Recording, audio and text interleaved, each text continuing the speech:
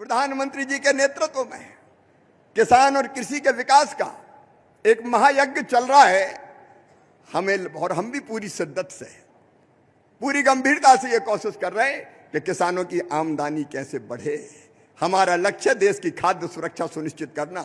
140 करोड़ भारतीय हमारे भरपेट भोजन पाएं, पोषण युक्त अनाज और अन्न उनको मिले, फल सब्जी मिले। और आज के जमाने पे दूसरे पे तो निर्भर रह ही नहीं सकते भैया, इसलिए आत्मनिर्भर बने, इसका महायज्ञ चल रहा है। और किसान भाइयों, फोकस है आपकी आय बढ़ाना है, उसके लिए उत्पादन बढ़ाना है, उत्पादन की लागत घटाना है, कृषि का विविधीकरण करना है। रायसेन, विदिशा, सीहोर, देवास वालों, आज मैं निवेदन करने आया हूं कि अलग अलग कई तरह की कृषि पद्धतियां, चुनौती हमारे सामने कई तरह की चुनौती है। उत्पादन और उत्पादकता कैसे बढ़ाएं?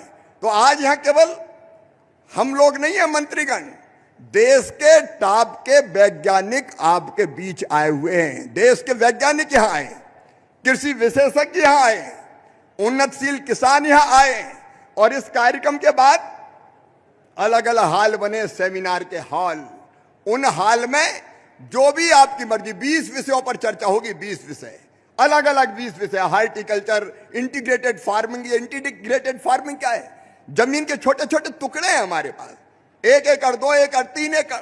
अब इतनी कम जमीन में हम फायदे की खेती कैसे करें? केवल अनाज से तो नहीं हो सकती किसान भाइयों, केवल अनाज से नहीं हो सकती। तो अनाज भी, उसी में फल भी, उसी में सब्जी भी, उसी में पशुपालन भी, उसमें मधुमक्खी पालन भी, उसमें बकरी पालन, मुर्गी पालन। यहां मैं केवल भाषण नहीं दे रहा, 1 एकड़ का इंटीग्रेटेड फार्मिंग का, एकीकृत कृषि प्रणाली का पूरा डेमो हो रहा है, पूरा लगा हुआ है।